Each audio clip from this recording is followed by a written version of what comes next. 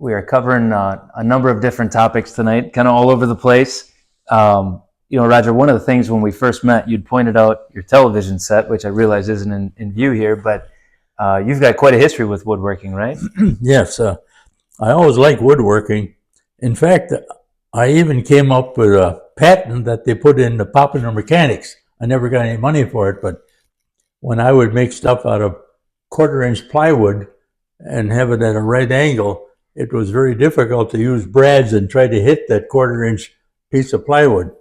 So I took a piece of 1.1/8 pine, 1.5 feet long, and I cut 1/4-inch slots both ways. And I could just slip that onto the joint and put a brad right in the middle of that slot in the pine. You understand what I'm talking about? Yeah. And I could hit it every time. And our special ed, or not special ed, the teacher in school said you should send it into popular mechanics. So they had a picture of it in popular mechanics. Well, now I got to see if I can find the picture. Oh, you probably will. But that was like, that was in 8th grade. That was 14, about 80 years ago, 75 years ago. You'll probably find it. It's in the upper right-hand corner.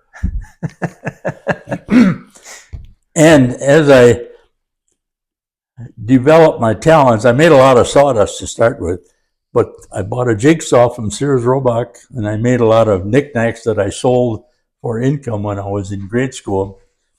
And then later on, after I was married, I started making stuff that was acceptable to leave in your living room. First, when you were a kid, your mother would put it in the living room, but only your mother would put it in the living room. So I built a set of cupboards for my son that was in Sussex. And then I built another set of cupboards for my daughter Diane in Waupun. And then they moved to Green Bay and they wanted their basement fixed up. So I put a whole set of cupboards in the basement. And then somebody from our church said, we have a cottage up north and it's in an old trailer and the kitchen is real narrow. We want to put an extension on it. We'd like to have new cupboards made. Could you do that? I was retired and I said, I think I could do that. So I went up there and I made all the cupboards, put them in there. 4 years later, she said, we're going to make it bigger. Could you retrofit it to fit in the new one? I said, okay. So I went up there, took the cupboards and retrofitted them, added some cupboards. And believe it or not, 3 or 4 years later, they said, now we're going to build a real cottage and we'd like to have cupboards for the kitchen. So I retrofitted them again and it all worked out pretty good. Put Formica top and everything else on it. So that was my experience with that. Then in my own house, we built the house in 1977 and the contractor used not an oil stain, they had kind of a paint stain and it covered up all the grain. And I looked at that for enough years and finally I said, I'm going to strip all the woodwork in the house and put on oil stain. So believe it or not, I used 13 gallons of zip strip. Whew. And it's amazing that I'm still living with the zip. You can almost get a high using that zip strip, but I stripped all of the varnish off those doors and I restained them to bring out the grain. And then 5 years after that, I said, I want to have raised panel doors. These are all flush doors. So I went and bought 16 6-panel doors, rough door. I mean, they were unfinished doors, and I put in all the lock sets and the hinge fittings. I made a jig. I didn't have the commercial jigs. I made a jig for mitering out the hinges, and then I had to restain those. So I spent a lot of time in our house changing the woodwork to something I liked. And after I was all done, we had all 6-panel doors and all with grain showing. So, and anytime there was any problem in our church with almost anything, they would call me.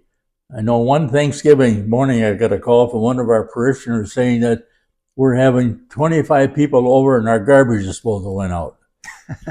I said, okay. So I went to Montgomery Ward on Thanksgiving Day morning and got a garbage disposal and put that in, and it bailed her out so that she had someplace to grind up all the stuff. Can you imagine that?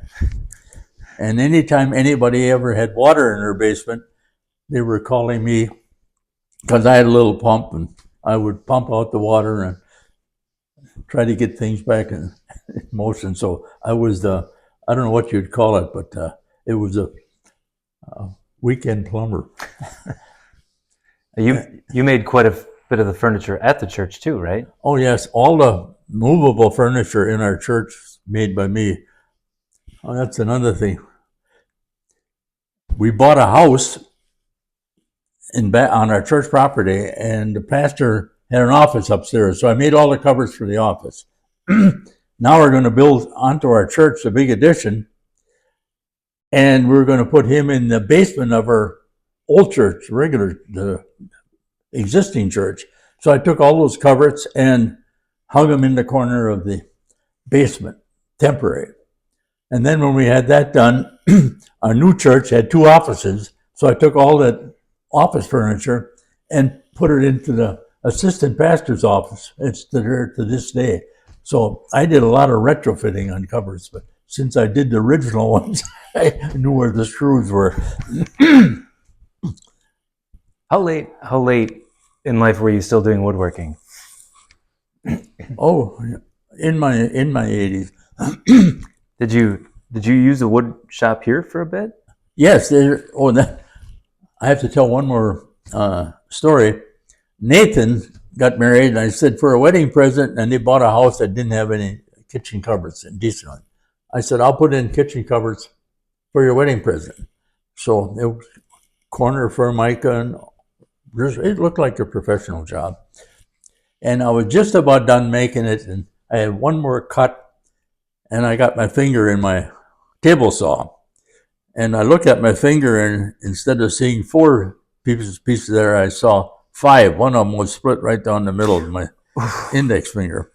Now, this doesn't look good. So I got a towel, wrapped it around my hand, and I called Linda. I said, I had a little accident argument with my table saw.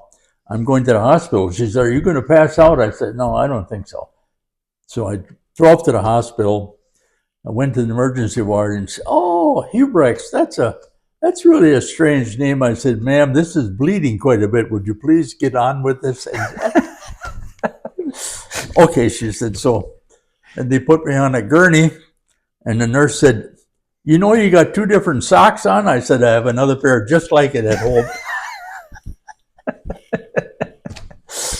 So they bandaged it up, and it wasn't a very good job, and I had to go back to a finger specialist, and he put a titanium pin in my finger. I don't have a joint here, but it's still pretty good. But I thought sure I was going to lose my finger. So I think that was my last project. Did you finish the cabinets? Oh yeah, sure, I finished all of it. Some one-handed work. But. So there was a ladder incident at your daughter's house in Las Vegas too, right? Yeah, my daughter, she had a lot of ideas. I think I told you about the letter she wrote me before she died. Yeah. Telling me that she really appreciated everything I taught her. She wanted to wallpaper her stairway, which involves papering on the steps, and it gets to be like 14 feet high. So I rented some scaffolds, put the scaffolds up, and I was on the bottom, she was on the top, and all of a sudden one of the legs slipped off a step, came crashing down. Quiet. I said, Diana, you okay? She said, yes. You okay? I said, yes. I said, how is the wall? And there was a hole in the wall, which we patched up, but it made a lot of noise. But I had a lot of experience. It's amazing I still have 10 fingers. Oh, and then I wanted a patio at our house on Polaris Court. So I called a contractor. I was too busy. I said, I want to have a patio built. He said, this was in spring. He said, I can get at it in September. I said, that's not quick enough. So I called Stock Lumber Company and got a load of lumber, and I built a 625 square foot patio that's standing to this day with 4x4 posts and paneling in between the posts. And We had a nice patio, and then I had a brick patio outside of that where the kids could play basketball on. But that I had somebody to lay the brick on it. But so I did a lot of construction work, and I don't know how I did it, but I was doing a lot of this while I was still working at the plant. But it was a good stress reliever.